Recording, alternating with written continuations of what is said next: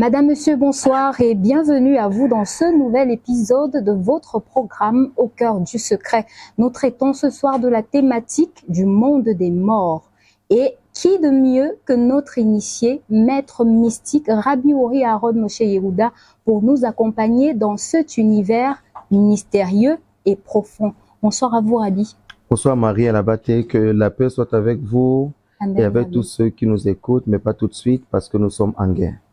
Amen, Rabbi. Nous espérons avoir les âmes affûtées et la force nécessaire sous votre couvert pour arriver à remporter ce combat. Je le Rabbi, souhaite vivement. le monde des morts, que faut-il entendre par là? Lorsque le tam-tam de la mort sonne, seuls les vivants l'entendent. Lorsque le tam-tam de la mort sonne, Seuls seuls les vivants les vivants l'entendent. Mhm. La mort n'est pas une fatalité. La mort aujourd'hui est l'un des sujets dont la plupart des personnes ont peur. Les gens ont peur de quitter ce monde, Oui, surtout ceux qui ne sont pas initiés. Ils ont peur de partir. Ils ont peur d'affronter cette étape-là où le souffle viendra être ôté, où le souffle viendrait à quitter l'homme. Ils ont peur de ce qu'ils pourraient rencontrer. Ils ont peur de ce qui pourrait se passer. En même temps, ils se posent la question. Qu'est-ce qu'il y a de l'autre côté? Qu'est-ce qui se passe de l'autre côté? J'apprécie cette émission qui est la vôtre à cause de son tribunal des tabous. merci, Rabbi. On aborde certaines thématiques qui, pour moi, permet l'édification de plusieurs personnes.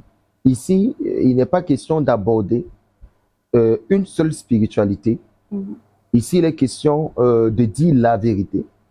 Et rien que la vérité sur ce qui est réel Tout à fait. et non sur ce qui est académique. Il y a des choses qu'on lit dans les livres. Il y a des choses que on ne lira pas, mais qu'on devra vivre. C'est ce qu'on appelle la transmission orale. Et c'est ce qu'on appelle le chemin de l'initié ou le gardien des seuils. Oui.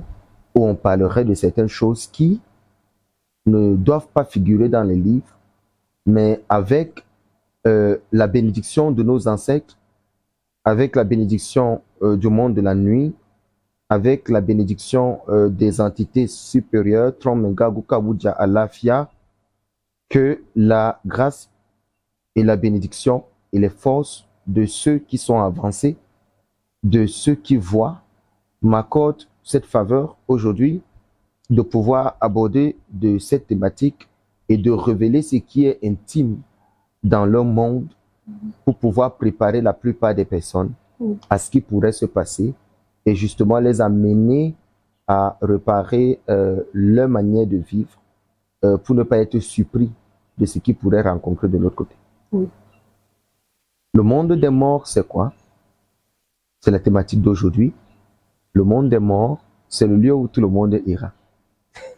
Après la mort, Après avoir perdu le souffle. Après avoir perdu le souffle. Le monde des morts, il est divisé en deux parties. Oui. Codé dans la Kabbale comme étant le Eden, Gaan Eden, mais qualifié aussi comme l'un des parties du monde des morts. Parce que le monde des morts, c'est l'abstrait de ce qui est palpable, mais c'est la partie réelle de notre immatérialité. Parce que dans la Kabbale, le mot néant ne signifie pas absence de quelque chose. Mais ce qui est considéré comme étant néant, c'est ce qui n'a pas atteint la maturité nécessaire pour pouvoir être manifeste. Je prends le cas. Le néant ne veut pas dire absence de matérialité. Oui. Et la matérialité, dans le monde spirituel, c'est plutôt ce qui n'a pas atteint son degré le plus élevé. C'est pour ça que la mort n'est pas considérée comme étant la faiblesse, mais la mort est le niveau qu'on accède et qu'on parvient à voir lorsque on commence à traverser de l'autre côté. Autrement dit, la mort devient la partie la plus importante pour l'homme, l'une des parties pour lesquelles le don lui sera donné gratuitement. Le troisième œil s'ouvrira donc lorsque quelqu'un se rapproche de la mort. Alors, dans la Kabbale, il est expliqué que 33 ans avant la mort d'un individu, son ombre diminue. Le mot ombre signifie télème. tout le monde a une ombre. Ça veut dire que 33 ans après, avant la mort de quelqu'un, son ombre diminue. C'est-à-dire qu'une lune, avant la mort de quelqu'un, son ombre diminue. Il y a des notions de Kabbale que je pourrais expliquer ici, mais je vais aller plus en profondeur. Alors, on meurt pour plusieurs raisons. On meurt pour nos fautes. On meurt parce que le temps de la mission est fini. Ou on meurt parce qu'on a une autre mission à accomplir. Ou on meurt parce que la génération dans laquelle on se trouve ne nous mérite pas. D'accord. Alors, il peut arriver que quelqu'un vienne dans ce monde et qu'il soit rapidement rappelé par l'être supérieur et que l'être supérieur estime que la génération est bornée et qu'elle n'est pas en train de comprendre la grâce qu'elles ont à côté d'eux, alors on aura ce qu'ils appellent mort prématurée, mais l'absence du sujet qui serait la libération de qui ils sont.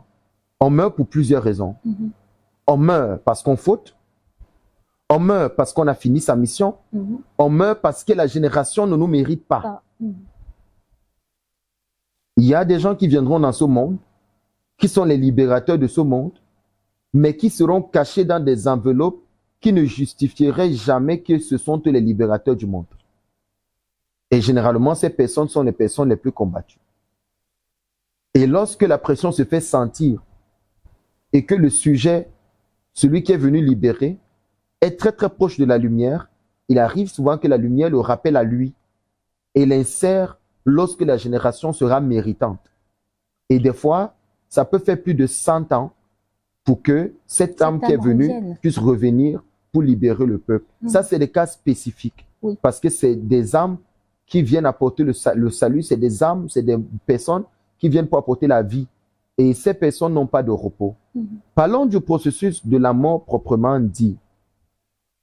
Qu'est-ce qui se passe lorsque quelqu'un est né? Il faut savoir que le jour où quelqu'un est né, il est trop vieux pour mourir. Alors si quelqu'un vient dans ce monde, qu'il intègre dans sa vie qu'il mourra. La mort prendra donc deux places. La place de la purification pour avoir accès à l'au-delà. La place également de la réparation pour pouvoir revenir dans ce monde. Je n'entre pas dans les concepts selon lesquels il y a une branche du judaïsme qui justement ne croit pas à la notion de réincarnation, ce qu'on appelle Gilgul ou Gilgulim. Je parle des notions purement traditionnelles de ceux-là qui justement croient en ce que je suis en train de dire et qui sont les témoins de cette vérité. Je prendrai deux exemples avant d'entrer dans la thématique de la mort. Le premier exemple, c'est celui-ci. Il peut arriver que dans un village, il y ait une maladie et on envoie quelqu'un ou un enfant naît et il étudie en ce qui concerne cette maladie-là. Et lorsqu'il grandit, il devient un docteur. Et le docteur qu'il devient, son travail justement, c'est de ne pas, de sauver tout au moins le peuple qui est là. Alors il arrive qu'au moment où il va entrer dans sa mission, la raison de son âme, il soit tué. Quelqu'un qui a une mission dans ce monde, on tue l'enveloppe pour retarder la mission, mais on ne l'annule pas. Alors, cette âme recevra une autre enveloppe et reviendra sous un autre corps pour venir accomplir la même mission de celui qu'on semblait être là. Mais en réalité, il n'y a pas deux médecins dans ce monde. Il y a une seule âme qui peut être dans plusieurs corps pour accomplir la même mission, tout comme un seul corps peut habiter plusieurs âmes. Une âme principale, des âmes adjacentes et des âmes sous-entendues. Et ces âmes qui s'attachent à lui sont des âmes qui modifient son caractère au jour le jour. Par exemple, il y a une âme primordiale qui témoigne de la personne que vous êtes. Il y a une âme intermédiaire qui justifie votre attitude. Et il y a une âme du sous-entendu qui justement viendrait entrer dans les désirs qui relèvent du plaisir de l'intime avec un être ou une femme. C'est pour ça que vous allez remarquer que l'attitude que vous avez en termes de caractère lorsque vous êtes un homme, elle est différente de l'attitude que vous avez lorsque vous êtes en situation difficile et différente également de l'attitude que vous avez lorsque vous êtes avec votre épouse ou votre conjoint. Alors, qu'est-ce que vous devez comprendre par là? C'est très simple. Alors, je disais qu'il y a trois caractères, ou il y a trois types de morts, ou trois caractères qui habitent un homme, pour justifier le fait qu'il n'existe pas sur cette terre un homme qui est une seule âme. C'est pas possible. On a la notion d'âme. L'âme, c'est qui tu es. mais que tu ignores. Parce que l'âme, c'est pas ce que tu fais. Oui. L'âme, c'est pas la journaliste qui est devant moi. Et l'âme, c'est pas le rabbin. Le rabbin, c'est un hibour qui permet d'accéder à l'âme. Le travail que vous faites en tant que journaliste, c'est pas la mission de votre âme. Il y a une différence entre la mission de l'âme et la lumière de l'âme. D'accord. La lumière de l'âme, c'est la mission qui devra être révélée par les actions du corps. Les actions du corps sont aidées par ce qu'on appelle les hiborim, ce qu'on appelle les âmes intermédiaires, qui justifieront le changement d'attitude et de comportement que vous aurez en longueur de journée. Je m'explique. Si un initié vous a dit que la mission de votre âme, c'est le fait d'être journaliste, il faut savoir que c'est faux. Oui. L'âme n'a rien à voir avec toute fonction établie par les hommes et qui pourrait porter un nom. Parce que l'âme vient d'une dimension élevée qui se compose juste d'énergie. Elle a ce qu'on appelle une volonté et une essence. C'est-à-dire une asmout et un ratson. Alors ça veut dire quoi? Ça veut dire que le fait d'être journaliste, cuisinière, ce sont les différentes âmes qui entrent en vous en longueur de journée pour vous permettre de produire une lumière ou une clé qui va ouvrir la véritable lumière de votre âme et qui va justifier qui vous êtes. Et une fois que la lumière de l'âme a fini de se mouvoir dans le monde dans lequel vous êtes, vous devez vivre la mort. Vous devez mourir. Je répète ce que je viens de dire. L'âme qui est à l'intérieur du corps d'un homme, elle a une volonté, elle est une lumière, elle est une énergie pour arriver à ses fins. Vous allez recevoir tous les jours de votre vie des investissements d'âme, ce qu'on appelle des hiborim. Ça veut dire quoi? Lorsque vous êtes en train de sourire, mademoiselle Marie Labaté, c'est parce que c'est une âme qui entre à l'intérieur de vous qui vous amène à sourire. Et lorsque vous êtes en colère, c'est une âme qui entre à l'intérieur de vous qui vous fait être coléreuse. C'est pour ça que chaque fois que quelqu'un est en colère, il est dit de ne pas regarder la personne dans le visage parce que la personne a reçu un mauvais hibour ou ce que j'appelle une mauvaise âme à l'instant qui l'amène à être une autre personne. C'est pour ça que j'ai dit au départ que il y a l'âme que vous avez, il y a une attitude que vous avez quand vous êtes un individu, et il y a une attitude que vous avez lorsque vous êtes face à une situation de la vie, soit en colère, soit ceci, parce que vous recevez d'autres âmes. Je prends un exemple simple, mademoiselle Marie Labaté. Vous pouvez vivre avec quelqu'un pendant 7 ans, 8 ans, mais un jour, cette personne vous montre une attitude que vous n'avez jamais vue. Ça justifie ce que je viens de vous dire. Cette personne reçoit une âme à l'intérieur d'elle, qui est ce qu'on appelle une mauvaise âme, ce qu'on appelle un mauvais hibour, qui l'amène à faire le mal. Parce qu'en réalité, l'homme, en tant qu'essence, est juste investi de bonnes valeurs.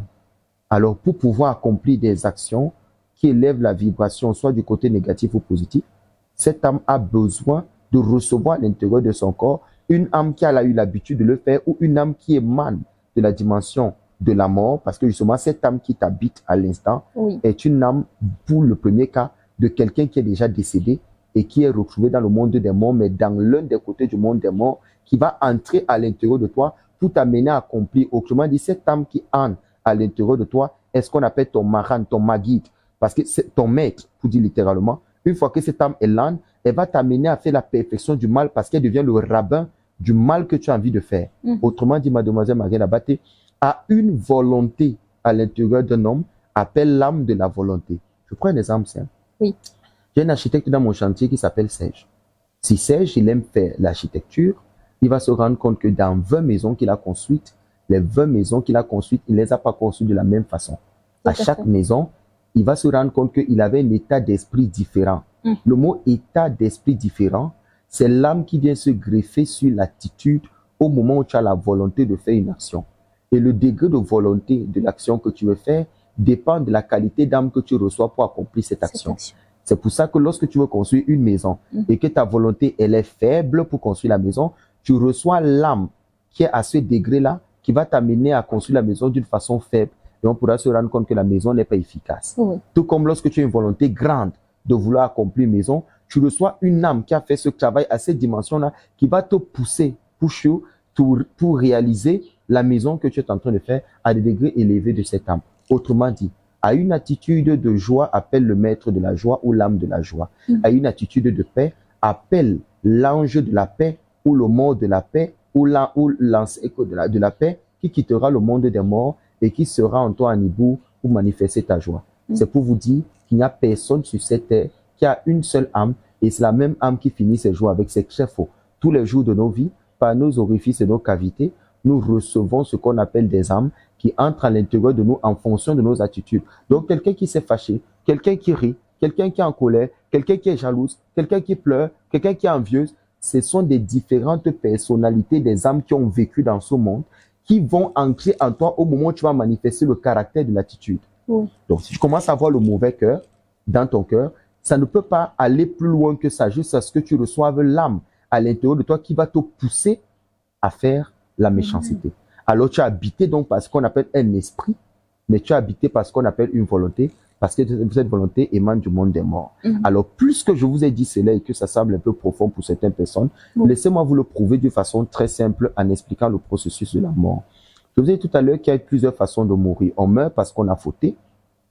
Et là, c'est écrit dans le traité Gittim du Talmud, Maseret Gittim, qui expliquera que parce que l'homme il faute, il va mourir. On meurt aussi pour une seconde chose, qui est la chose la plus simple, parce que notre mission est finie sur la terre. Peut-être on est venu pour accomplir quelque chose qui est fini et puis la mort arrive. On meurt pour une troisième chose, parce que la génération en réalité ne nous mérite pas.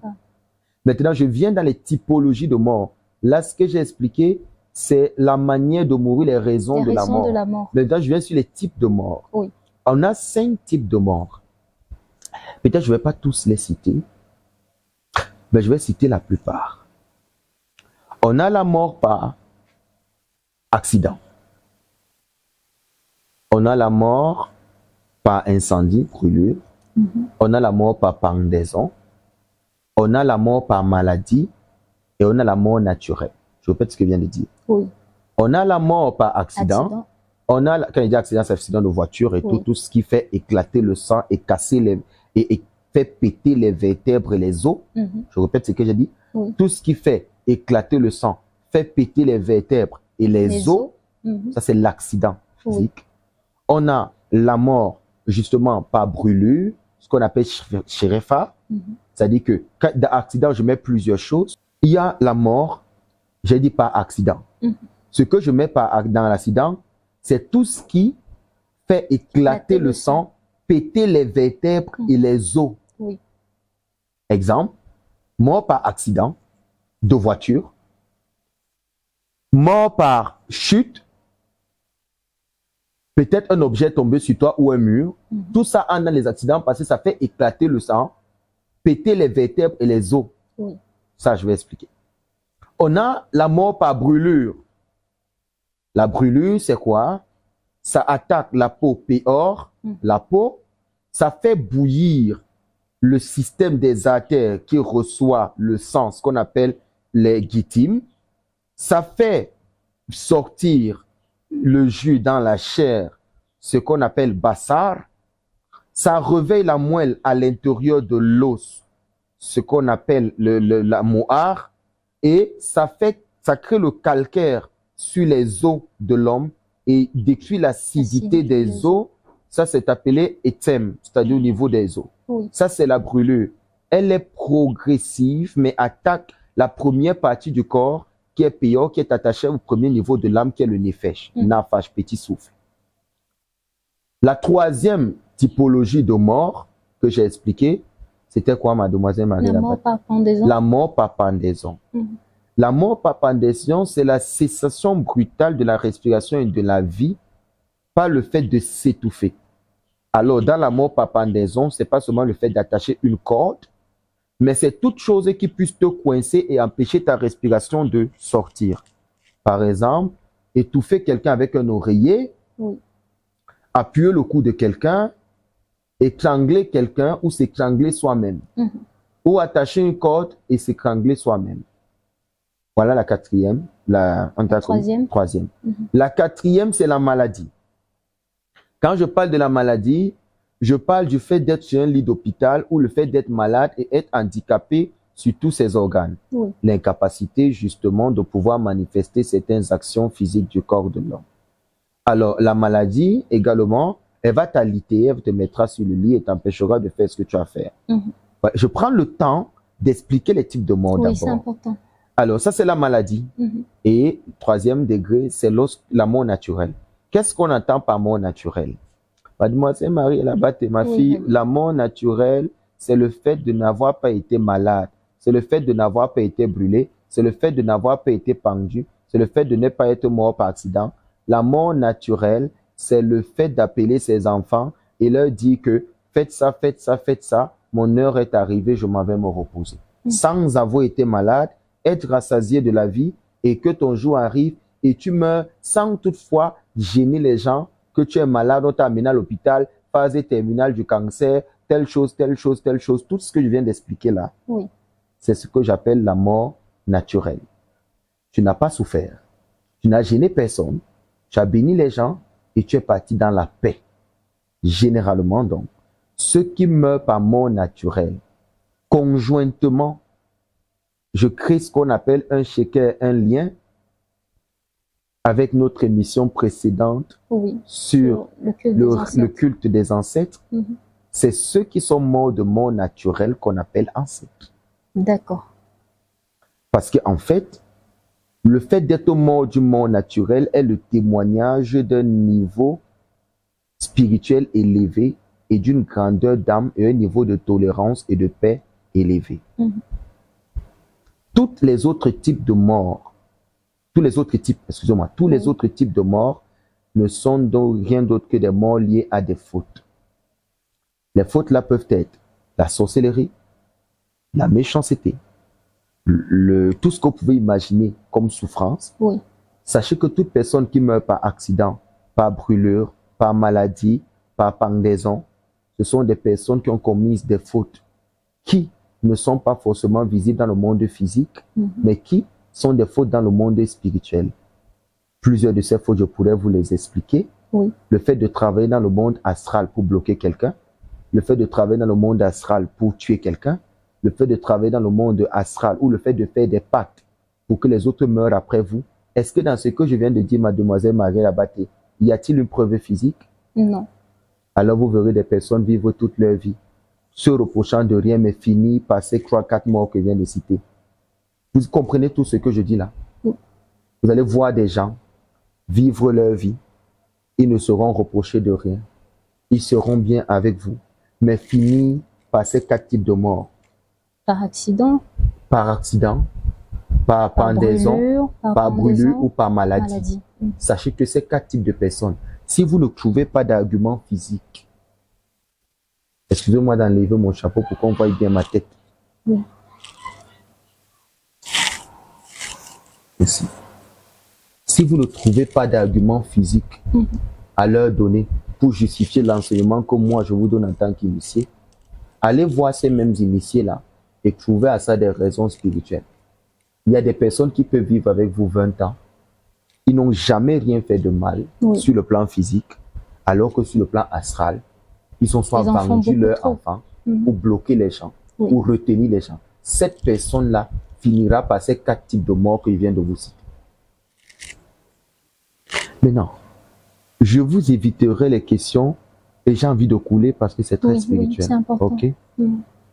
Alors, lorsque ces 4 personnes que je viens de citer meurent, déjà avant de mourir, exactement 14 jours avant la mort, n'oubliez pas que je vous ai dit que 30 jours avant la mort d'un individu, son nombre diminue. À 15 jours, ou 15 jours, 14-15 jours, et c'est là que vous lisez dans la Bible que le 14e jour, vous prendrez l'agneau, vous allez le tuer le 15e jour et ce sera la Pâque en l'honneur de l'Éternel.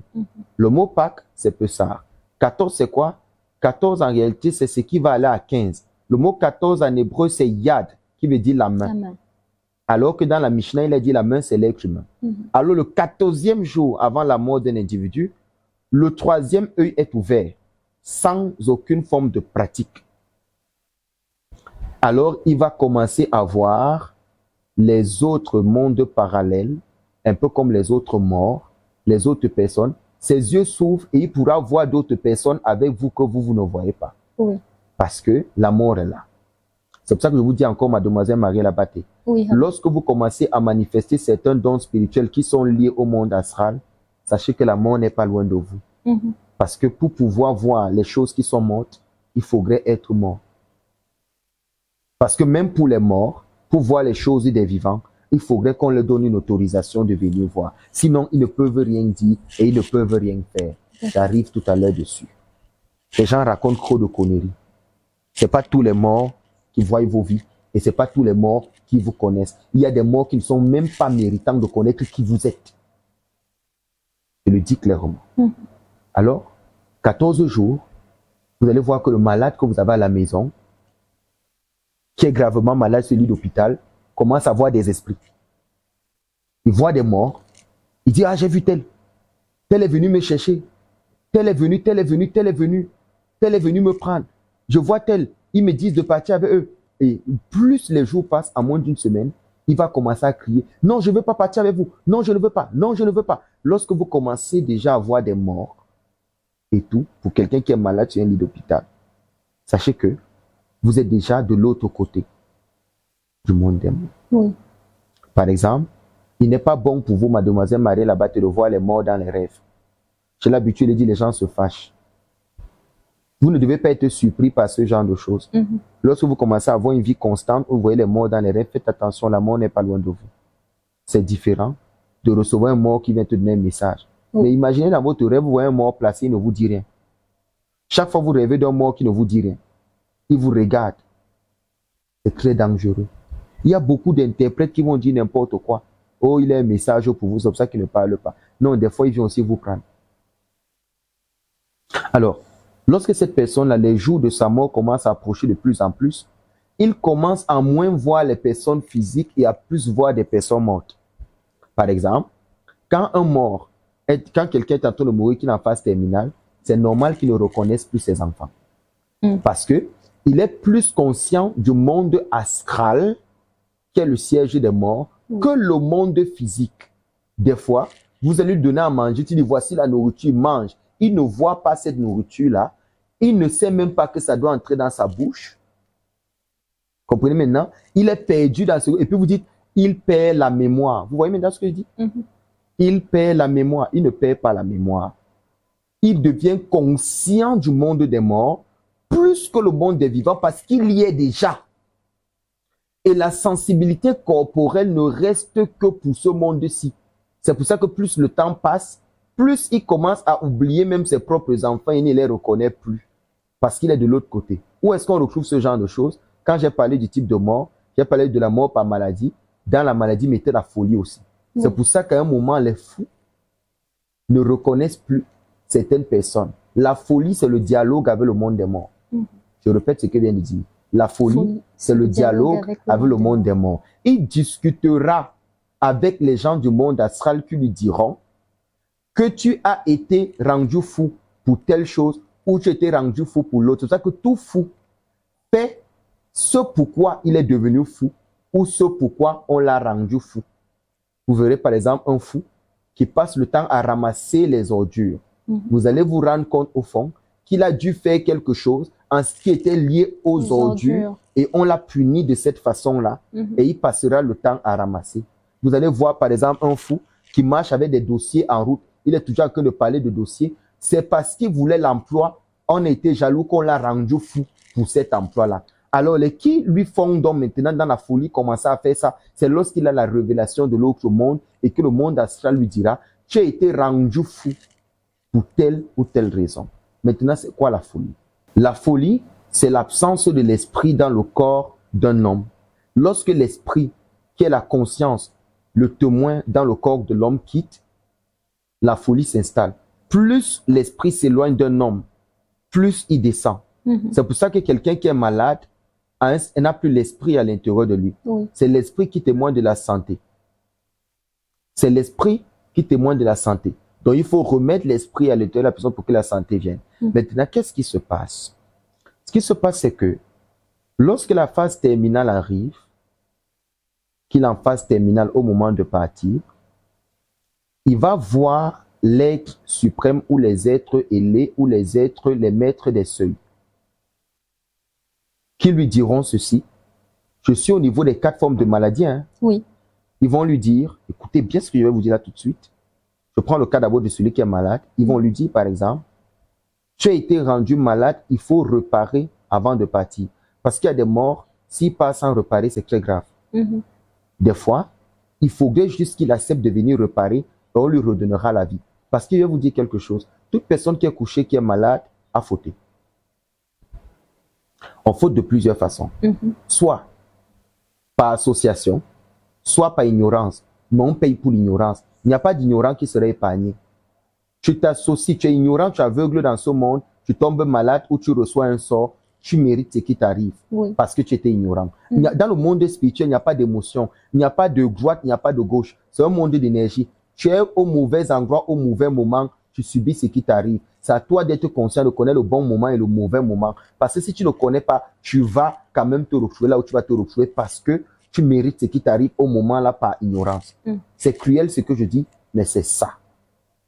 Maintenant, lorsque tu meurs et qu'un parent a refusé de réparer sa maison et qu'il a dit, je n'arrange pas, soit parce qu'il a honte de la gravité des actions qu'il a commises, soit parce qu'il y a des parents qui, de leur vivant, accouchent des enfants, mais prennent l'énergie de leurs enfants pour arranger leur vie et traitent les enfants de feignants, bons à rien, alors qu'eux, ils sont grands, et disent à leurs enfants que ma maison, c'est ma maison, allez construire pour vous. Vous avez souvent entendu ce discours. Les enfants se battent comme ils peuvent se battre, ils ne parviennent pas à comprendre, mais ils ne voient rien dans les actions du père qui justifie que le père a fait quelque chose de mauvais qui pourrait les bloquer. Alors que lorsqu'on interroge la mémoire agashique, le monde spirituel, on se rend compte que dans le monde astral, il a vendu les grâces de ses enfants. Mais il n'y a aucune raison physique. C'est parce que vous voyez, vous ne trouvez pas de preuves. Vous ne voyez rien qu'il a pu faire pour bloquer ses enfants. La maman dit tous les jours, moi je crois en Dieu, je sais Dieu. Vous savez si vous comprenez ce qu'elle dit, je sais Dieu, je ne connais rien là-dedans, je ne connais rien. Et vous témoignez de sa vie que non, cette femme était gentille, elle était bonne, c'était quelqu'un de bien. Oh, cette femme, oh, vous n'avez pas idée, quand elle était là, elle nous donnait à manger, c'est elle qui était ceci, c'est elle qui était cela. Oh, cet homme, c'était quelqu'un de bien. Mais pourquoi meurt-il par les 4 formes de mort dont on a cité? Pourquoi meurs-tu par accident de voiture? Pourquoi meurs-tu par le train qui déraille? Pourquoi, si c'était quelqu'un de bien, dont on témoigne les bonnes actions? Pourquoi meurs-tu par une maladie étrange que toi-même tu ne comprends pas? Pourquoi? Parce qu'en tant qu'initié, nous comprenons des choses que le commun des mortels ne comprend pas. La seule mort qui garantit aux morts d'avoir le statut d'ancêtre, et c'est le mot ancêtre qu'on définit par ange. Avoir le statut d'ange, c'est-à-dire de protéger ta génération, c'est que tu sois mort sans tache. C'est-à-dire, tu meurs comme un initié. Tu connais la date de ta mort. Parce que tout initié avant de mourir a 3 signes. Le premier signe s'accomplit, annonce le nombre d'années qui restent, soit 3 ans. Après 3 ans, le deuxième signe apparaît pour l'annoncer le nombre de mois. Et quand ce signe apparaît, il réunit les gens de sa maison et il dit non, faites ça, faites ça, faites ça, si je ne suis pas là demain. C'est un initié. Il n'y a que les initiés qui ont le temps de ranger les affaires de leur maison avant de partir. Et le jour où ça arrive, il appelle tout le monde. C'est quand tout le monde sera autour de lui qu'il rentrera le dernier souffle après avoir béni. Exemple dans la Bible, Jacob. Dans Genèse 49, Jacob réunit tous ses enfants. Il est béni avant de partir. Mais on a les mauvais parents, les mauvais leaders, les mauvais maîtres qui meurent des maladies bizarres qu'ils étaient censés eux-mêmes guérir. Quand tu poseras la question, le chef est mort de quoi? On va te dire qu'il avait une maladie bizarre sur le dos. Ça l'a amené. Mais il était chef traditionnel. Oh, tel maître est mort de quoi? Il est mort d'un zona qu'on l'a lancé. Le zona a fini avec lui. Et puis les gens disent, oh là là, c'était alors quelqu'un qui guérissait le son ici là dans notre région. Mais il est mort, la voiture l'a cogné. Attendez, je vous ouvre les yeux aujourd'hui. Toute personne qui meurt par maladie, par souffrance, une maladie dans laquelle on souffre, ou un état dans lequel on souffre, c'est quelqu'un qui a commis une faute, soit dans le monde physique, une faute liée au sang. Comme vous appelez faute liée au sang, non? Je ne vous parle pas du fait d'insulter quelqu'un. Hein? La faute liée au sang, c'est tout ce qui a créé à détruire la vie d'un individu. Par exemple, réduire la vie de ton enfant pour augmenter dans ta vie, réduire la chance de ton enfant, voler l'étoile de tel et stocker dans le monde astral. Tu évolues seul, tu vides les chances de tout le monde pour pouvoir avancer. Quand tu es ce genre de personne-là, tu ne peux pas être considéré comme ancêtre. Et tu ne peux pas être un ange. Parce qu'il faut fixer les choses de façon claire. Oui. C'est pour ça que j'ai apprécié la différenciation de l'émission. Parce que là, je parle des choses concrètes, des choses pratiques, pour édifier les gens une bonne fois pour toutes, pour qu'ils ne s'embrouillent plus. Qu'est-ce qui se passe après la mort? Oui. Alors, lorsqu'on arrive à ce niveau, qu'on décède, les premières des personnes qu'on rencontre à la mort, je vous parle en tant qu'initié parce que j'ai visité le monde des morts plus d'une fois. J'ai visité le monde des morts plus d'une fois. Je parle en tant qu'initié. Oui. Moi, je ne suis pas le genre de personne qui dit des choses qu'il n'expérimente pas ou qui lit les livres d'autres maîtres et vient raconter aux gens. On en a beaucoup vu. Je ne suis pas dans ça. Je parle comme quelqu'un qui sait de quoi il parle. Moi, ma première expérience dans le monde des morts, c'est le 13 juin 2017. Ma véritable expérience véritable dans le monde des morts. 13 juin 2017. C'est où je vis une véritable expérience dans le monde des morts et je comprends ce que je suis en train de vous enseigner là. Oui. Je ne parle pas des choses que quelqu'un va rêver. Je parle des choses où tu t'assois, tu y vas et tu reviens. C'est de ça que je parle. Donc, que les gens pensent que à cause de j'ai la coiffure que j'ai parce que je suis rien à voir. Je suis un initié, je sais de quoi je parle. Alors, le monde des morts, lorsque tu décèdes, qu'est-ce qui se passe en réalité? Les autres corps subtils quittent, le corps éthérique reste. Le corps éthérique, c'est le lien avec l'esprit. Parce que l'esprit dans l'âme, parce qu'il y a l'âme à part, il y a l'esprit à part, il y a trois choses. Il y a l'âme, il y a l'esprit, il y a le corps. L'esprit, c'est le témoin des actions de l'âme dans la temporalité dans laquelle il se trouve. Langage simple, pour ceux qui nous écoutent, pour qu'ils comprennent. Oui. Une âme parcourt plusieurs corps. OK? Une âme peut exister dans un corps il y a 200 ans, 100 ans, 20 ans, 30 ans, 10 ans, 2 ans et venir tomber chez toi. Alors comprends que cette âme qui habite en toi là a déjà parcouru plusieurs corps, a une seule mission et doit terminer sa mission avec toi. Si en 1900, quelqu'un commençait à parler de ce que je parle, et que moi je viens parler la même chose aujourd'hui, comprends que c'est la même âme qui a parcouru des corps, cherchant celui qui va parler du même message. Oui. Alors on peut avoir une âme avec 1000 corps. Alors cette affaire selon laquelle mon âme m'appartient, c'est faux. Ton âme ne t'appartient pas. L'âme qui est à l'intérieur de toi, on doit la respecter parce qu'elle peut être plus vieille que mon âme. L'âme qui est à l'intérieur de Serge peut avoir 200 ans, alors que l'âme qui est à l'intérieur de sa propre mère n'a que 50 ans. Qui m'écoute? Oui. L'âme qui peut être à l'intérieur de Serge peut avoir 400 ans d'âge, dans le sens où il dit, Rabbi, moi je ne pars pas en boîte, moi je ne pars pas jouer avec les femmes, moi j'aime pas l'alcool, je vais faire mon travail. Pour arriver à ce niveau de conscience, de pouvoir retenir ton corps de la faute, il faudrait que ton âme soit ancienne. Nous les mecs initiés, on sait le voir. Et on voit une autre âme qui a peut-être 3 ans ou 30 ans dans le corps de quelqu'un, il n'a pas la même maturité. Oui, ton âme peut être plus élevée que l'âme de ta mère. Parce que les âmes ne s'accouchent pas succinctement comme une femme accouche un enfant. Oui. Pour dire que c'est parce que ma mère m'a accouché que l'âme de ma mère dépasse la mienne. Rien à voir, c'est des conneries. Maintenant, c'est quoi l'esprit? L'esprit, c'est le témoin de l'âme dans la vie dans laquelle l'âme tombe. Ça veut dire quoi? Si l'âme est tombée dans ce monde-ci et que tu dois vivre 100 ans, je te le souhaite, Marie, là-bas, et plus encore. Amen, Rabbi. Et que l'âme doit faire 100 ans dans ton corps-là, oui. Le Hachem te donne, le ciel te donne un esprit. L'esprit, c'est le disque dur des actions de l'âme dans le monde. Alors, cet esprit-là, c'est la conscience dilatoire du deal. C'est la conscience du deal entre ton corps et ton âme. Quand ton âme sort pour aller recevoir des lumières célestes, pour aller rêver, pour aller dans Attilot de Malroute, c'est l'esprit qui reste maintenir l'âme en vie. C'est pour ça que tu respires.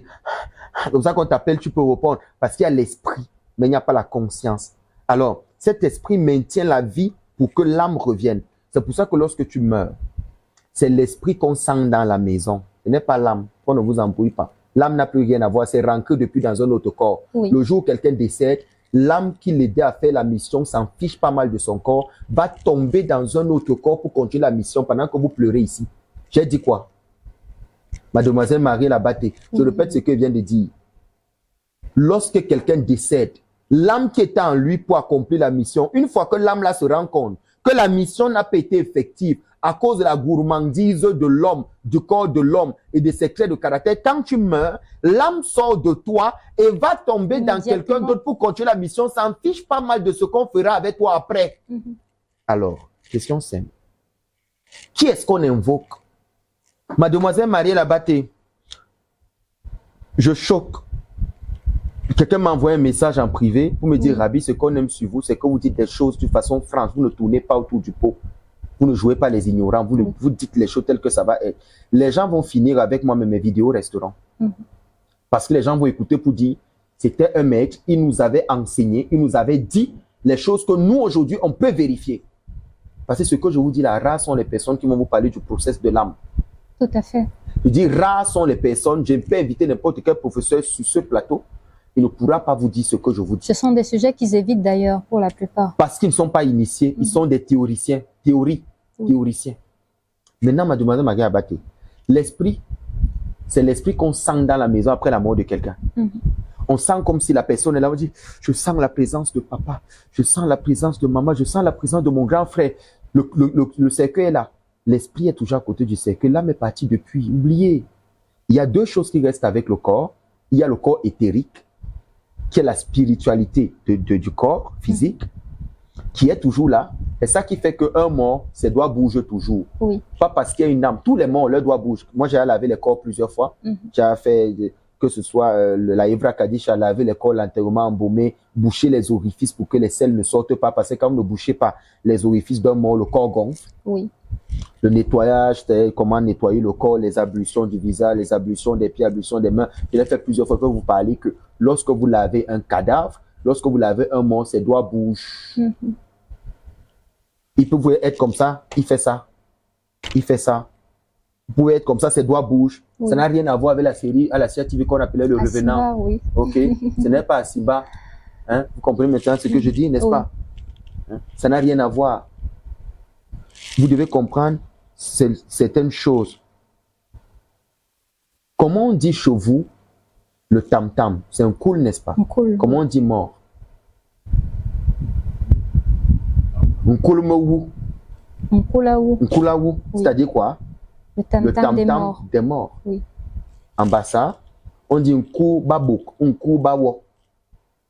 Un coup babouk, c'est-à-dire que un coup, vous voyez que c'est la même racine en bassa pour parler. Pourquoi je vous parle de ça? Il y a quelque chose que vous expliquez qui est très technique. On ne se connecte pas à l'âme de quelqu'un où il a vendu son âme au diable. Il faut arrêter ces conneries au XXIe siècle. Je m'explique.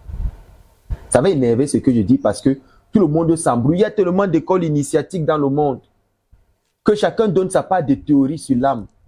Chacun donne sa part de théorie sur la mort qu'on ne comprend même plus finalement rien. Je m'explique, mademoiselle Marie Labaté. Oui. L'âme a une mission qui n'a pas d'émotion. La mission de l'âme est simple. C'est que la vibration positive se répande dans tout le monde entier et que le Ein-Sof soit connu. C'est-à-dire l'être suprême et que tout le monde se soumette. Oui. Cette âme tombe dans votre corps. À Dieu ne plaise. Ou dans le corps d'une femme qui s'appelle Larry. C'est pas comment on va dire. À Dieu ne plaise aussi. Et commencer à aller dans la prostitution. Tout ce qui n'a rien à voir avec l'âme. Alors l'esprit fait quoi? L'esprit est là, non? L'esprit enregistre la somme des actions que tu fais tous les jours. Oui. Alors l'esprit est là, elle va en boîte, elle va ceci. Mais l'âme, personne ne peut toucher la lumière de l'âme. La lumière de l'âme ne peut être tachée par rien du tout. Et personne ne peut se connecter à la lumière de l'âme. Personne ne peut se connecter à l'âme de quelqu'un. C'est pour ça qu'il est dit dans Job que, notamment quand Satan était là, qu'est-ce que le maître du monde lui dit? Est-ce que tu as vu mon serviteur Job? Regarde comment il est beau, regarde comment il est bien. Et puis Satan dit non, tu ne le connais pas. Moi, je peux te prouver que si tu fais ça, il va te régner. Que dit le maître du monde? Il dit, oui, va, fais tout ce que tu veux faire avec Job. Maladie et tout ce que tu veux, mais ne touche pas à son âme. En fait, on dit ne touche pas à son âme. Pourquoi? Parce que en réalité, en base de zéro, on ne peut pas toucher l'âme. On ne peut pas toucher. L'âme est la chose la plus inconnue, l'équation qui ne sera jamais résolue par personne sur cette terre. Lorsqu'on fait une consultation sur vous, mademoiselle Marielle Abaté, une consultation temporelle, on ne peut pas consulter sur la mission de l'âme. On peut consulter sur l'esprit. Parce que l'esprit reçoit l'orientation de l'âme. L'esprit est l'ombre de l'âme. par exemple, c'est technique, mais si de façon simple que ça vous aide tous. Oui. Tout le monde a un esprit ici. Prenez un exemple simple. Moi qui suis en train de vous parler, Oui. ce visage que vous voyez, tout ce que vous voyez ici, c'est l'esprit Wayak. Ce n'est pas l'âme Wayak. Cet esprit-ci, cette enveloppe-ci, ce corps éthérique, doit être le témoin, doit être le reflet de l'âme. J'ai dit le reflet de l'âme, mais pas l'âme. L'âme est la chose la plus cachée qui est cyclique, qui est profonde. On ne peut pas toucher l'âme. Je ne connais pas l'âme. Mais je reçois des poussées de dire voilà ta mission, route nefesh, voilà ta mission de l'âme. Alors, je comprends donc que mon esprit commence à travailler dans ce sens. Alors, tous les hommes spirituels du monde peuvent témoigner, peuvent consulter et voir que hier, Marie là-bas a mangé ceci. Mais qu'est-ce que vous êtes en train de voir? Vous n'êtes pas en train de consulter sur l'âme de Marie Labaté. Vous êtes en train de voir son esprit qui est le témoin de ce monde ici, qui te montre tout ce que Marie Labaté a fait. Mais on ne peut pas te révéler ce que son âme est venue faire, parce que c'est l'une des choses les plus cachées. C'est pour ça qu'on dit les voies de Dieu sont insondables, parce que l'âme, elle n'est rien d'autre que la révélation de Dieu. Dieu, il n'est pas au ciel. Dieu, il est caché en toi. Je vous le dis, je répète, Dieu, il n'est pas au ciel. Dieu, il est caché en toi. Il n'est ni au ciel, il n'est nulle part, il est caché en toi. Dieu, il est caché en toi, mademoiselle Marie Labaté. Il est caché en toi. Il n'est pas au ciel.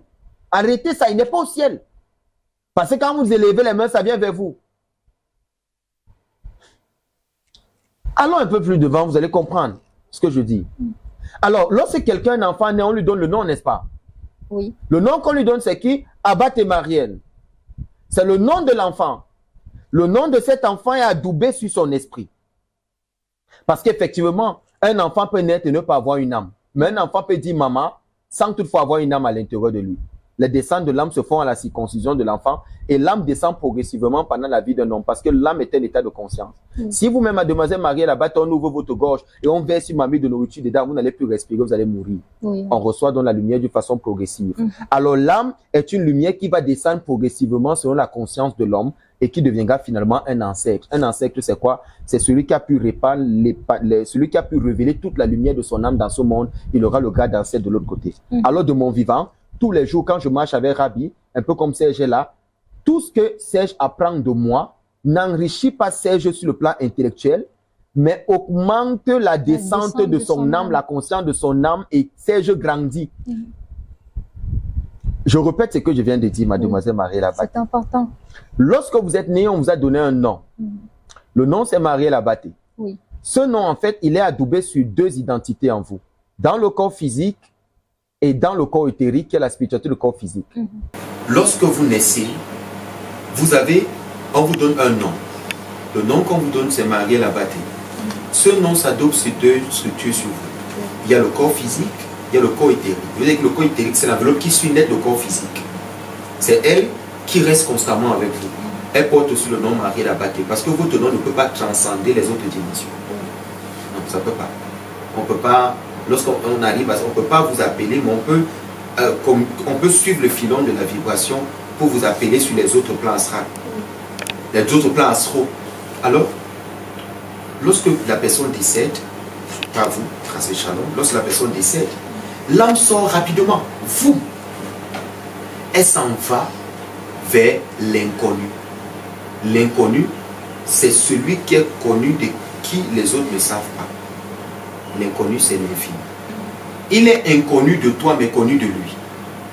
C'est pour ça que ce qui est étranger à moi est inconnu, mais connu par celui dont j'estime qu'il est étranger à ma personne.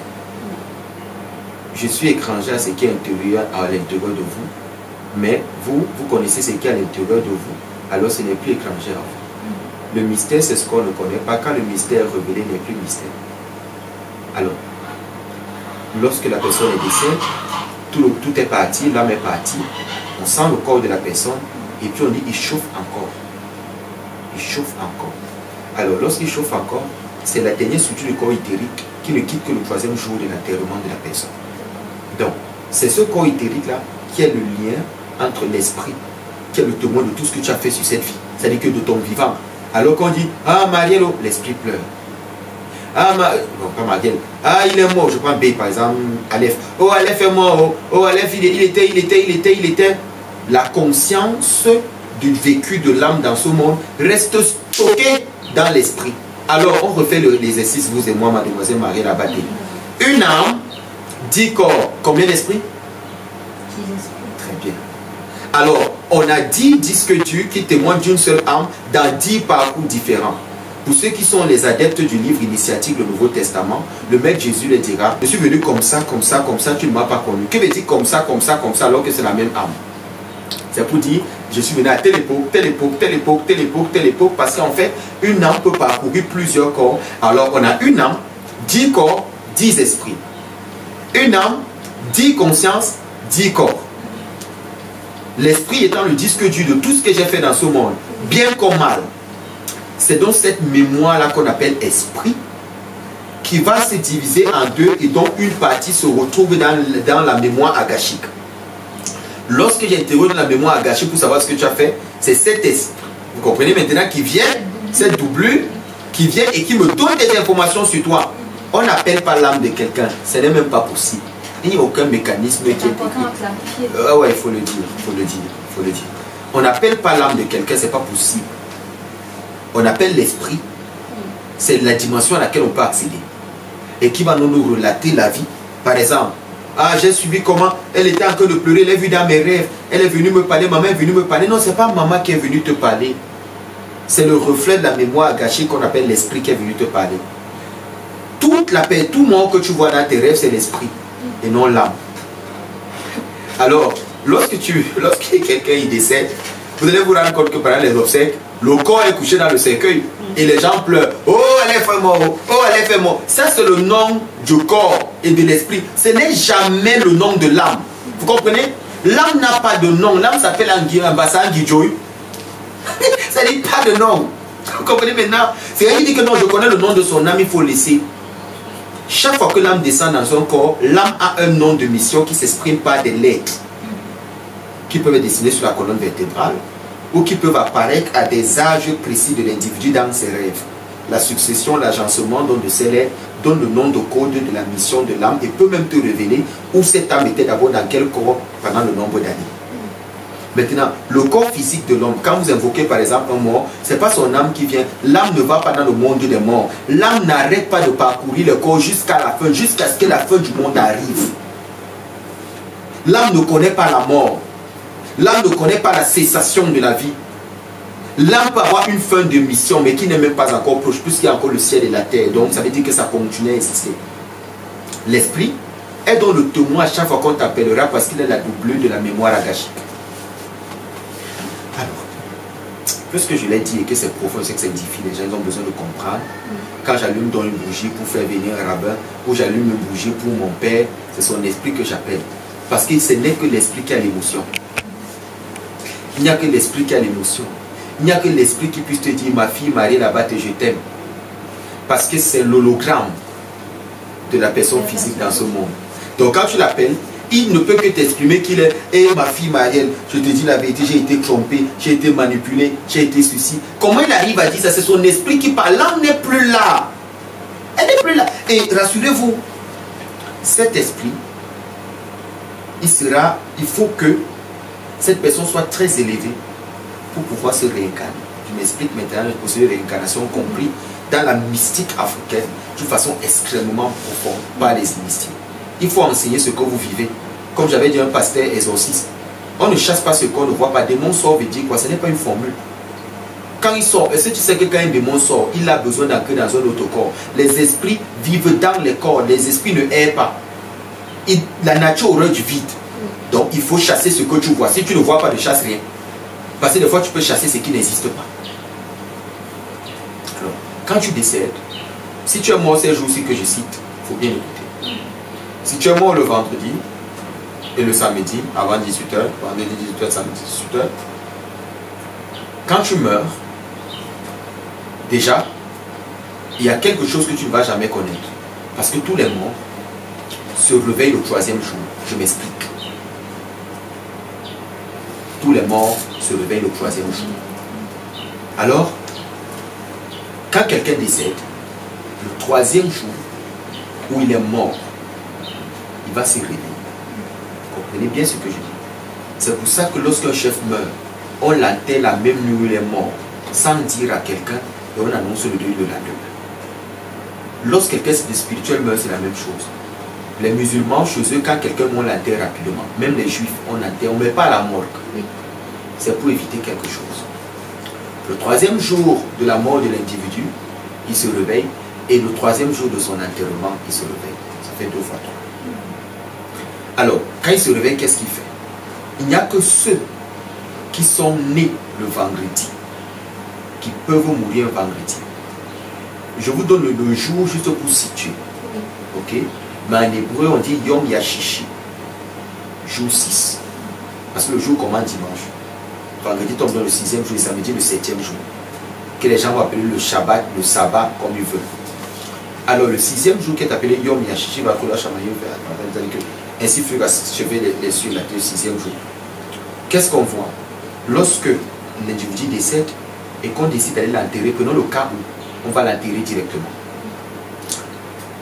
Lorsqu'on arrive avec lui à la tombe, lorsqu'on l'enterre, déjà avant qu'on l'enterre, le mort fait les va-et-vient entre le lieu où il sera enterré et le lieu où il est mort. Je m'explique. Si par exemple, il est mort dans la pièce est de la maison, à partir du moment où il rend son dernier souffle et que l'âme s'en va, l'esprit reste et l'esprit se lève. L'esprit se lève. Et qu'est-ce que l'esprit fait? L'esprit fait les va-et-vient entre le lieu où on va l'enterrer et le lieu où il est mort. C'est pour ça que vous sentez beaucoup la présence du mort même bien. Par exemple, s'il est mort dans la pièce est de la maison et qu'on doit l'enterrer dans la brousse là-bas, il va aller se placer là où on va l'enterrer. Il va revenir à la maison. Il va aller là où il fait ce trajet incessamment. Est-ce que vous comprenez maintenant? Il ne s'arrête pas de le faire. Il ne s'arrête pas. Il fait les va-et-vient non-stop, les va-et-vient non-stop. Il n'arrête pas. Il faut être initié pour les voir. Alors il peut arriver que vous choisissez un lieu où vous allez enterrer votre mort et que le mort ne veut pas. Alors il faut un initié pour savoir que le mort veut qu'on l'enterre. Parce que l'initié va voir le mort. Et il va voir son esprit, son hologramme, et il va dire non. Il va suivre le mort et il va dire c'est ici qu'il veut qu'on l'enterre. Je vous épargne les détails selon lesquels quand on enterré par un mort là, il doit être enterré, qu'est-ce qui se passe? Je vous épargne ces détails, je vais revenir dessus. Alors, le mort, le jour où quelqu'un meurt dans une maison, tout l'eau de la maison devient impure. Vous devez verser tout l'eau.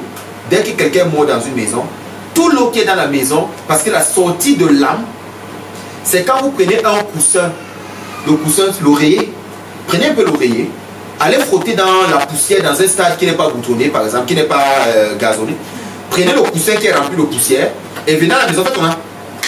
Quand vous voyez la poussière sort, non? La poussière que vous voyez, c'est les fautes sur le corps de l'homme. Donc quand l'âme sort, l'âme fait la même chose. Donc en sortant, ça secoue toute l'impureté. Vous voyez ce qu'il dit? C'est-à-dire que quand ça sort d'une façon brutale. Tout comme quand l'âme revient dans le corps de l'homme, ça émet un gros bruit sur le plan spirituel.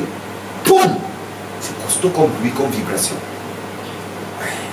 C'est pour ça que quand vous le réveillez, quelqu'un qui dort, caressez d'abord la personne, secouez-la doucement. Ne dites pas, Marielle! Vous voyez ce qu'il dit? Ne faites jamais ça. Si vous le faites, vous allez faire paniquer. L'âme ne va pas revenir, l'esprit va s'éloigner du corps. Parce que si l'esprit n'est pas, l'âme ne revient pas.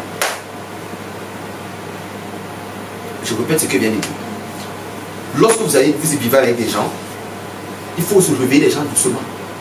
Caressez-les d'abord, tapotez-les un peu, pour permettre à l'âme de revenir, pour permettre à l'esprit de se réveiller. Les AVC naissent de quoi? De la brutalité. Ne faites pas des bruits brusques dans la maison, par exemple, qui vont effrayer les gens. Quelque chose qui tombe brusquement. Ou un bruit bizarre. Tout ça, ça fait battre le cœur et ça fait paniquer l'esprit. Vous devez donc savoir que mademoiselle Marielle Abaté, avant chaque accident, l'âme quitte le corps. L'âme n'est jamais là quand l'accident se produit. L'âme sort avant l'accident. Tout accident, l'âme sort, quitte ton corps avant. L'âme n'assiste pas à ce genre de choses. Ça veut dire que tu meurs avant l'accident. La peur, c'est l'absence de l'âme. vous devez non pas avoir peur. Parce que le jour où la peur s'installe en vous, sachez que l'âme est en train de quitter. Et la peur, quand la peur s'installe, qu'est-ce qui se appelle la maladie? Vous comprenez maintenant? Donc c'est ça que le fait d'avoir peur, être un homme qui a peur, peur des yeux des gens, peur de ce que tu vas dire à la caméra, peur de ce qu'on va te faire, tu ne vis plus. Alors qu'est-ce qu'on a fait à l'Afrique? On a retiré l'âme de l'Afrique. On les a maintenus dans la peur. C'est très profond ce que je suis en train de dire, mademoiselle Marina Bati. Pour contrôler quelqu'un, il faut maintenir la personne dans la peur. Parce que si tu fais de la personne ton ami, son âme grandit. C'est pour ça que les gens combattent avec les gens avec lesquels je vis. Pour ça que nous, rapide, lui va mettre la joie, il va amener les gens à comprendre qui ils sont, et puis il va élever leur âme. Non, c'est qu'on voudrait, c'est maintenir les gens dans un mystère, dans une peur. Parce que la peur permet de contrôler l'esprit de la personne. Une fois que la personne a peur, son esprit devient esclave. Et comme on dit, la peur domine les consciences. Oui, c'est ce qu'on a fait avec l'Afrique. On a fait peur, l'âme de l'Afrique est partie, son esprit est resté en prison. L'esprit étant le témoin de toutes les actions que nous faisons sur cette terre. Ces actions sont non taxées comme n'étant pas positives, parce que l'âme est déjà partie. Alors tout devient impur dans la maison. Si vous avez préparé dans une maison et qu'il y a un repas qui est au feu, au moins la personne est morte, vous versez ce repas. S'il y a une nourriture dans la maison, au moins la personne est morte, sachez que tout liquide, il existe 7 liquides sur le plan spirituel.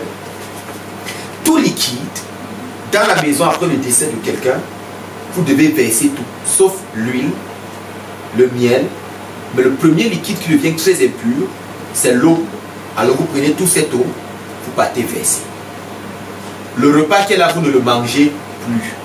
Parce que l'impureté, quand l'âme sort, ça émet une grande touma, une zoama, une impureté dans la maison, qui handicape tous les liquides, tout ce qui est liquide.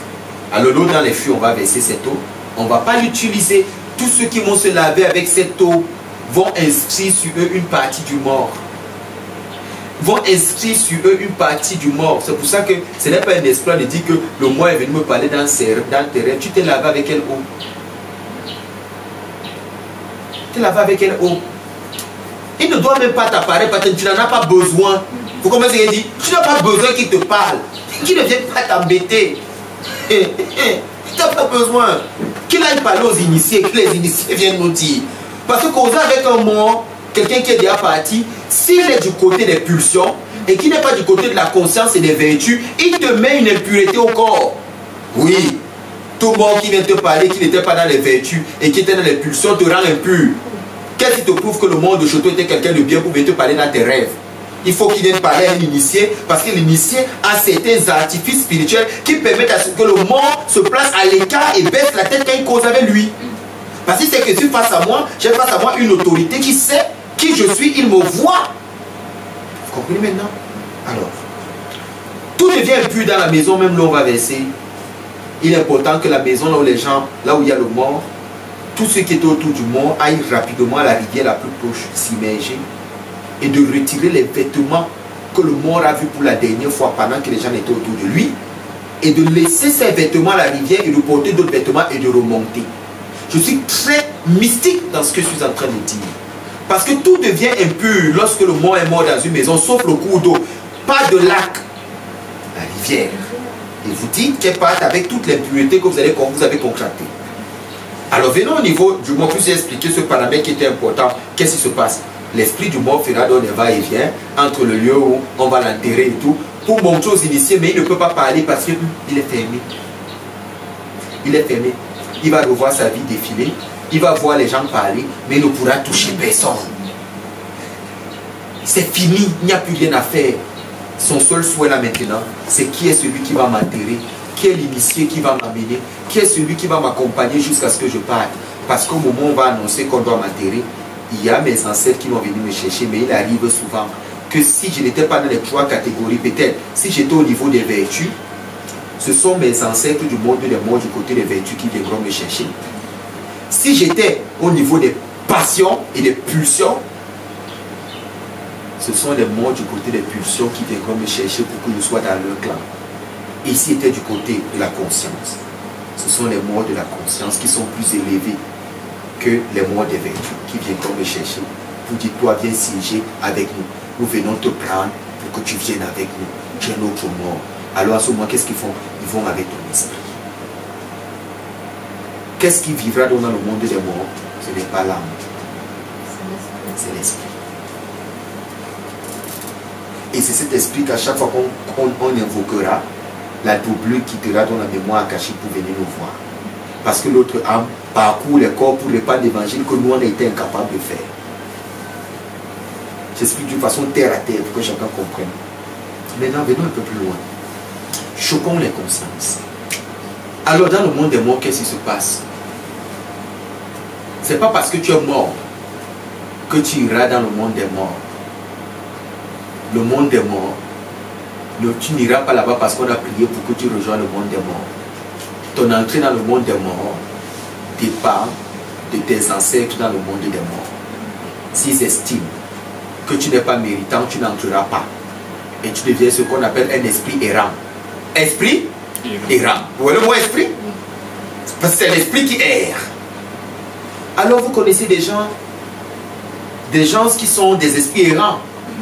Ceux qui hantent notamment les maisons. On sent la présence de ce monde dans la maison. Alors sachez que c'est un monde déméritant. Qu'on n'a pas autorisé qu'il rejoigne le monde des morts. Mais il est quand même mort. Maintenant, il y a les morts qui rejoignent le monde des morts. Parce qu'il faut des cas exceptionnels pour que tu n'entres pas dans le monde des morts. Le premier cas, c'est que si tu as été tué, celui qui t'a tué va lier ton esprit. Alors même après ta mort, tu ne pourras pas rejoindre le monde des morts. Il faut un autre travail pour délier ton esprit, pour le libérer, pour rejoindre le monde des morts. Et dans le monde des morts, il y a un portail. Il y a un portail qui a 7 couches. Eral Aleph, Eral Bet, Eral Gimel, Eral Dalet, Eral He, Eral Vav, Eral Zaïn. Il y a 7 portes. Et ces 7 portails, il y a un qui est principalement touchable. Et les autres sont des successions d'énergie de couleurs. Alors, le jour où tu vas entrer dans le monde des morts, c'est le jour où, au moment de ton Ashkaba, c'est-à-dire que pendant qu'on te fait entrer dans la tombe et qu'on lit ton Kaddish, lorsqu'on fait ton Kaddish, pour te dire au revoir, lorsqu'on fait ton Ashkaba, dans le monde des morts, les ancêtres méritants doivent t'accueillir. Alors les morts viennent. Et par rapport, c'est pour ça que l'horizon funèbre, les témoignages pendant la mort, c'est important. Il ne faut jamais donner un mauvais témoignage avant l'enterrement de quelqu'un. Parce que le témoignage que vous allez dire ce jour-là, le monde des morts est divisé en deux. Il y a les ancêtres non méritants qui dirigent un côté du monde des morts. Il y a les ancêtres méritants qui dirigent un côté du monde des morts. Et le siège des ancêtres méritants du monde des morts s'appelle Jardin d'Éden, Gan Eden. Ok? C'est là-bas que les plus méritants y vont. Donc tous sortent et se placent devant le portail. Et ils attendent que la dernière lecture soit faite par le rabbin, ou par l'imam, ou par le liturgien, qui maîtrise, ou par le maître traditionnel qui maîtrise la montée du mort. Dans cette culture, on leur fera d'abord ce qu'on appelle le culte des morts, qui se fait des fois à minuit, où on permettra d'abord aux morts de venir d'abord voir leur mort. Ça se fait soit par les sanis, avant la mort, avant l'enterrement, on va appeler, il y a des cultes qu'on fait, où ils viennent d'abord voir même d'abord le type de mort qui doit venir récupérer à l'enterrement. Pour voir si, est-ce qu'il peut entrer du côté de la vie, ou est-ce qu'il peut entrer du côté de la vie, c'est le monde des morts de la vie, ou est-ce qu'il doit se retrouver du côté des impurs. Le monde des morts est divisé en deux. Dans le monde des morts, vous allez retrouver la hiérarchie parce qu'il y a une vie dans le monde des morts. Il y a une vie. Une vie comme celle que vous vivez ici. Il y a une vie de grade, il y a une vie de pureté, il y a une vie d'énergie, il y a une vie d'élévation. Il y a une vie de consécration. Vous allez des fois trouver qu'il y a des familles dans le monde des morts du côté de ceux qui sont morts des belles morts. Par exemple, ceux qui sont morts sans maladie, qui vont aller du bon côté, ils vont trouver une hiérarchie là-bas. Et c'est eux, lorsque tu pries, ce sont eux qu'on envoie venir te bénir. Les ancêtres qui sont morts sans maladie, sans souffrance, sont ceux qu'on vient bénir, qui se déguisent en anges. En fait, c'est les morts du côté du bon.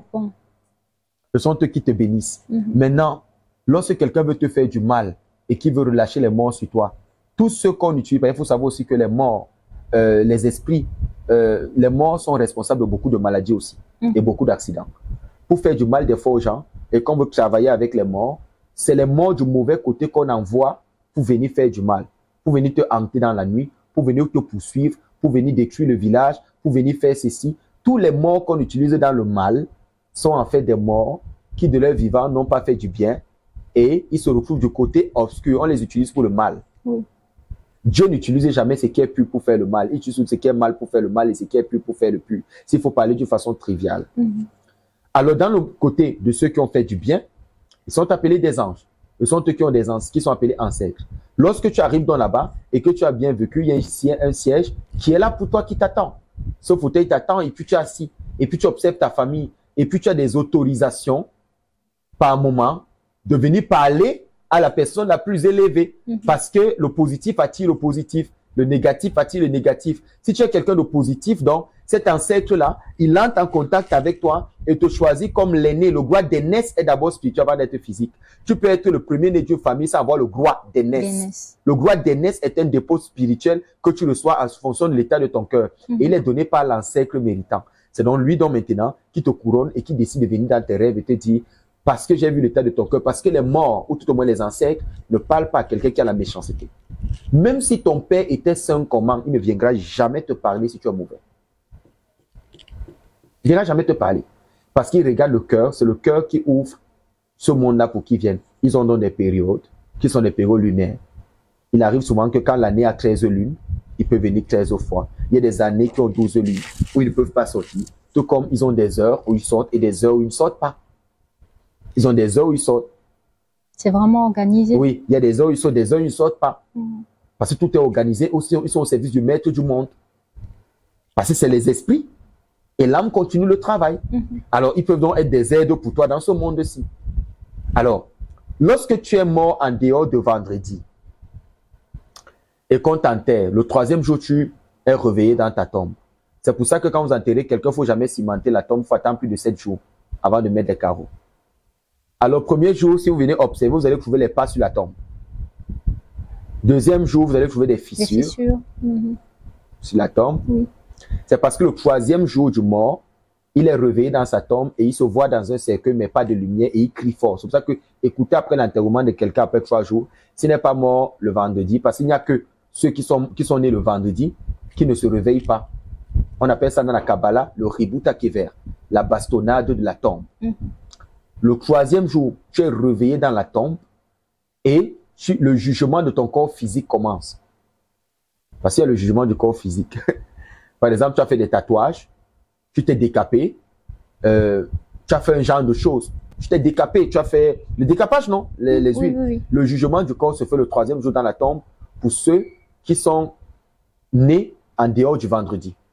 Parce qu'en fait, ceux qui sont nés le vendredi, c'est des gens qui doivent faire dans la spiritualité. La plupart.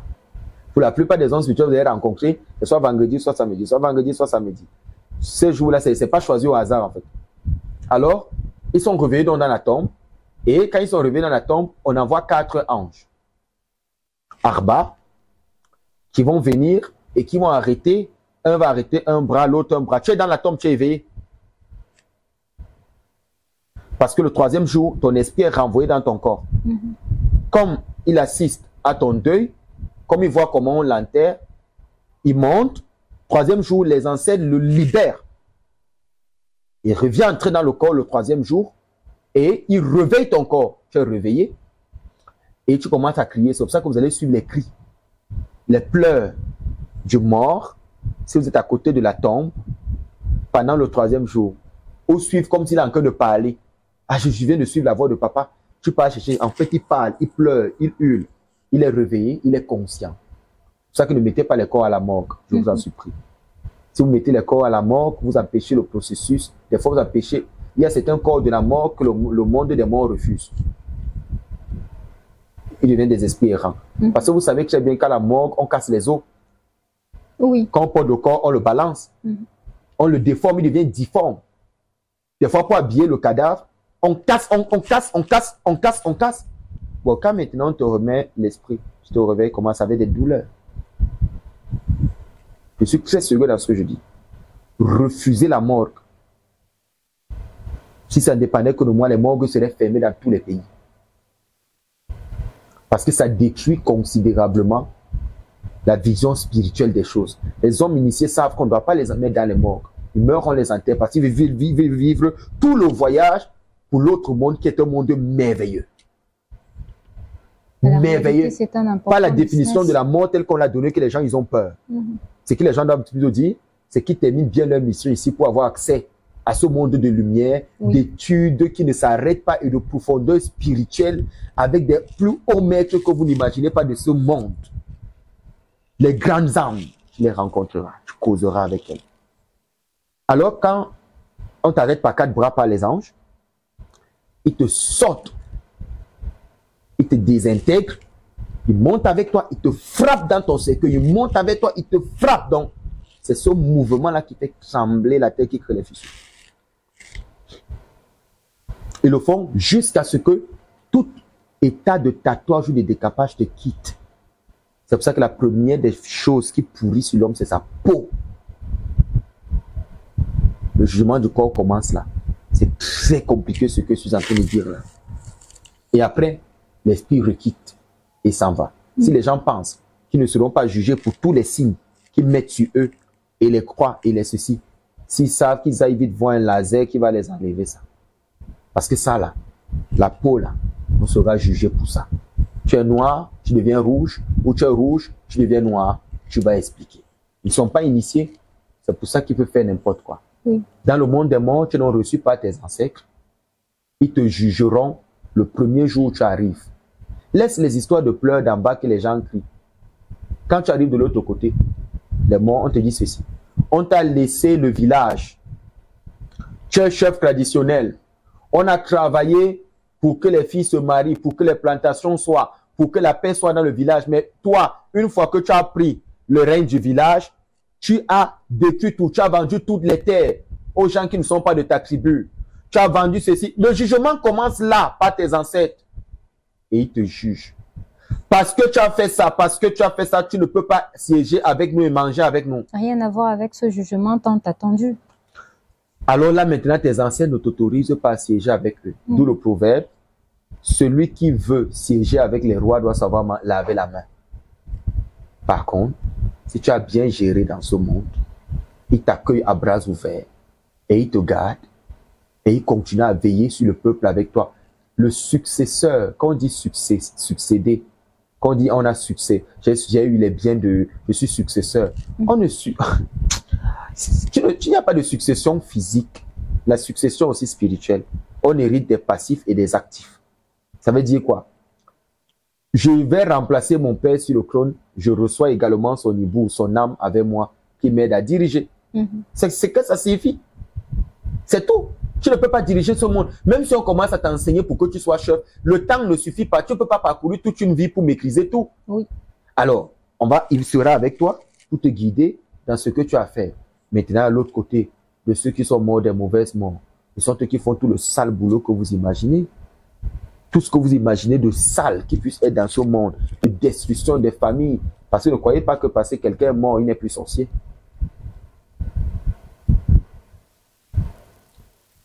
Ouais.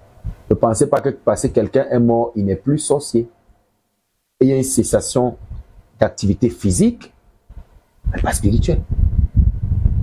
Parce que même du côté où il est, il y aura les vivants qui vont l'invoquer. Bravo. Vrai. C'est ce qu'il disait maintenant sur l'invocation des morts. Et ce même sorcier-là, quand il était mauvais, son esprit n'est que la conscience de ce qu'il faisait dans ce monde. Alors quand il viendra, il les prêtera des forces pour les aider à faire du mal. Oui.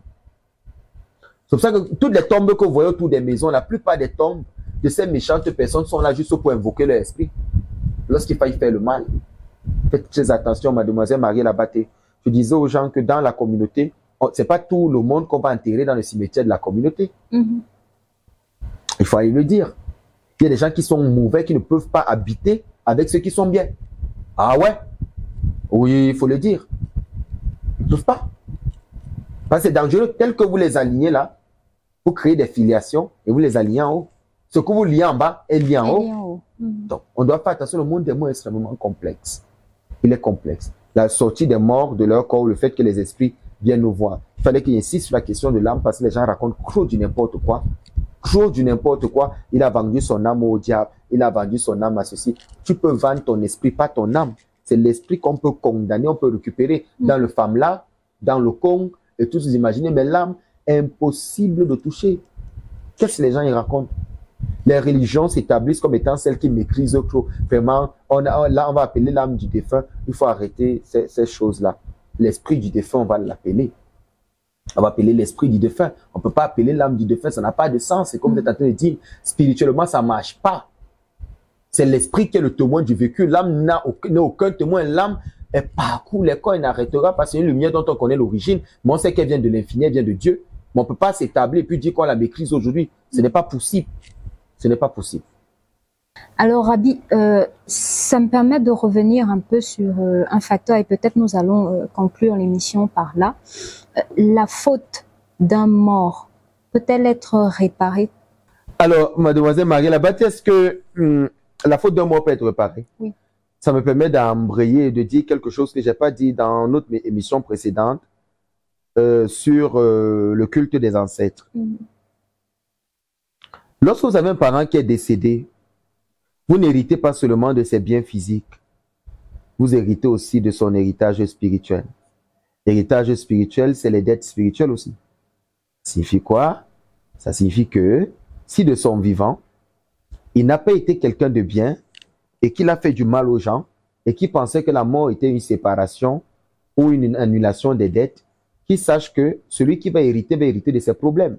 C'est pour ça que lorsqu'un chef d'État quitte un pays ou finit son mandat, oui, celui qui vient là va gérer et les problèmes et ce qu'il va trouver et les problèmes qu'il va trouver sur place. Il n'y a pas quelqu'un, ne pense pas. C'est fait qu'il y a des gens aujourd'hui, il reçoit les biens de son papa, il est content d'avoir les biens, il les voit avec ses yeux. Mais est-ce qu'il voit les biens spirituels ou les dettes spirituelles que son père a laissées? C'est donc ça qui fait des fois qu'après, tu vois, il n'a pas d'enfant. Il a des blocages, il a des cécis, il a tous les problèmes du monde. Parce qu'on se concentre seulement sur le présent. On oublie que le papa nous a laissé avec les passifs aussi et les actifs. Les deux vont ensemble. Il est possible de réparer. Oui. C'est pour ça que tout enfant doit connaître comment son père a marché et savoir si son père a mal marché, de réparer. Parce que ton père n'est rien d'autre que toi-même. Parce qu'il n'y a pas de trois personnes dans ce monde. Il y a un seul être dans ce monde. Toi qui es devant Marie là-bas, tu es moi dans un monde parallèle au moment où je parle, dans une transmigration numérique de là où tu es devant moi. Tu as l'hologramme dans une dimension spirituelle de qui je suis pendant que tu m'interroges, des questions qui sont en moi, que tu me poses comme questions, et des réponses que je mets en toi qui sont des solutions aux questions que tu me poses. Je suis la réponse de qui tu es le questionnement de ce que je donne comme réponse. Oui. Alors, ce qu'on appelle le prochain n'est rien d'autre que ce qui est proche, c'est-à-dire toi c'est moi, moi c'est toi. Les guerres qu'il y a dans le monde, c'est parce qu'on ne veut pas accepter que l'autre c'est moi. C'est tout le problème. Il faut qu'on apprenne à comprendre que ce n'est pas parce que quelqu'un est décédé et qu'il a fait du mal que nous, aujourd'hui, on est séparés de cette personne-là. Vu que le mal qu'il a fait subsiste à notre dimension, lui, il est dans le monde des morts, mais nous, nous payons le prix. La malédiction est dans la famille, on devrait la stopper. On doit donc être la meilleure version, mais être conscient de qu'est-ce que lui, il a d'abord fait. Les gens pleurent dans mon bureau quand ils viennent aux consultations. Un homme me dit que je ne peux pas croire ce que tu es en train de dire. Il dit, ok, ne crois pas. Ne demande donc pas une solution des choses pour lesquelles tu ne peux pas croire. Parce que la vérité, c'est quoi? La vérité, c'est que il vaut mieux pour toi de connaître l'histoire de ta famille et de ce que tes ancêtres ont fait comme pacte, comme alliance. Tout ce que tu peux imaginer parce qu'il y a des bons pactes et des bonnes alliances. Tout comme il y a des mauvais pactes et des mauvaises alliances. Si tu ne connais donc pas ça et que toi tu veux vivre ta vie à la chrétienne, j'espère que ton égrégore sera suffisamment fort pour te protéger. Parce que le lien de sang est ce qui te liera toujours à tout ce qui va se passer dans la famille. C'est pour ça qu'on doit être des acteurs. Parce que je vais te dire quelque chose, je vais vous dire quelque chose, mademoiselle Marie Labatte. Nous vivons dans un monde où les gens sont de plus en plus incrédules, même face à une émission comme celle-ci. Au lieu d'avoir de la crainte, d'avoir peur et de chercher même à comprendre rapidement. J'ai dit trop de choses. J'ai parlé de trop de choses dans cette émission. Tellement de choses qui... C'est des années et des années et des années et des années de cours sur la mort.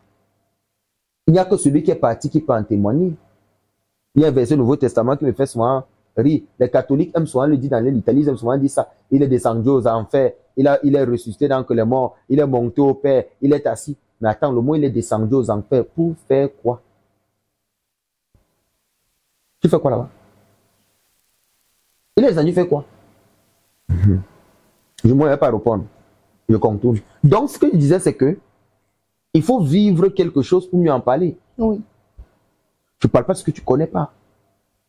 On a des personnes qui sont des théoriciens, forts dans les théories. Ils se disaient être des grands rabbins, des grands ceci, mais ne connaissent rien du monde spirituel. Ils sont des ignorants. Ils doivent accepter ça, qu'ils sont des ignorants et apprendre. C'est plus que capital. Les enseignements que nous donnons sur notre chaîne, Mademoiselle Marie Labatte, ce n'est pas parce qu'on attend de l'argent venant des gens. C'est parce qu'il est temps de fixer la balle au centre et de révéler ce qui est propre à nous. La spiritualité qu'il y a chez nous n'est pas la même spiritualité d'ailleurs. Tu ne te connectes pas à l'ancêtre d'une autre personne. L'Afrique a ses ancêtres, l'Afrique a son ange. Quand vous lisez le Nouveau Testament, pas la langue de la ville de Tiati, pas la langue de ceci, pas la langue de cela. C'est pour que tu comprennes que dans chaque pays, pour les chrétiens qui adorent ce livre d'initiative, c'est pour dire que dans chaque pays, il y a un ange qui protège. Dans chaque ville, il y a un ange qui protège. On n'a pas la même spiritualité, on n'a pas le même temps qu'il fait en France, ne fait pas au Cameroun. Il y a des choses qui diffèrent.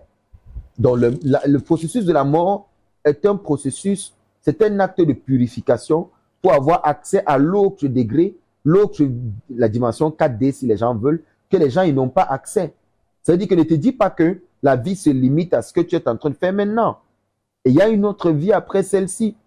Elle n'est pas animée par des pulsions charnelles et des actions charnelles comme celles que nous avons, comme la méchanceté, la jalousie, la haine et tout et tout. Elle est animée par d'autres facteurs plus importants, des observateurs qui justement observent le monde et prient tous les jours de voir naître dans une famille une personne qui a des qualités nécessaires pour que ces ancêtres-là, du haut degré où ils sont, qui puissent se connecter et qui puissent donner des orientations de comment faire la chose. Parce qu'en fait, Dieu, personne ne l'a vu et personne ne le verra jamais. Bon, je répète ce qu'il a dit. Dieu, personne ne l'a vu, personne ne le verra jamais. Vous connaissez le jeu qu'on jouait sur l'école. Tingue, tingue, je ne suis plus là. Tingue. Vous avez connu ce jeu? Oui, oui. Voilà. Je ne suis plus là. Donc, ils ne vont jamais connaître Dieu. Et ils ne le connaissent. Il n'y a aucune religion qu'il a vue et personne ne va le voir. Les seules personnes, justement, qui ont le degré spirituel nécessaire de le voir, justement, sont les ancêtres. Ils sont non les seuls vers lesquels nous on peut s'accrocher aujourd'hui. Parce que c'est les seuls que nous on peut témoigner de qui ils sont. C'est les seuls qu'on peut témoigner de ce qu'ils portent. On peut quand même témoigner qu'ils sont des bonnes personnes parce qu'on nous raconte leur vie. On voit le résultat dans notre famille et la transmission générationnelle. Mais on parle de Dieu, est-ce qu'on le connaît? Par respect, on devrait se taire sur cette question et de laisser les ancêtres qui sont proches, comme ça, de lui, qui l'ont vu, de pouvoir véritablement, on doit se connecter aux ancêtres, ils doivent donner la lumière. Merci. C'est sur ce, justement, que nous allons mettre un terme à cette émission. Rabbi Uri, nous vous remercions grandement pour la peine et surtout l'accord reçu des ancêtres pour aborder cette thématique autant sensible que profonde, comme nous l'annoncions. Nous espérons que vous serez satisfaits des informations qui vous ont donc été présentées, Madame, Monsieur. On se retrouve pour un tout nouvel épisode très prochainement. Merci.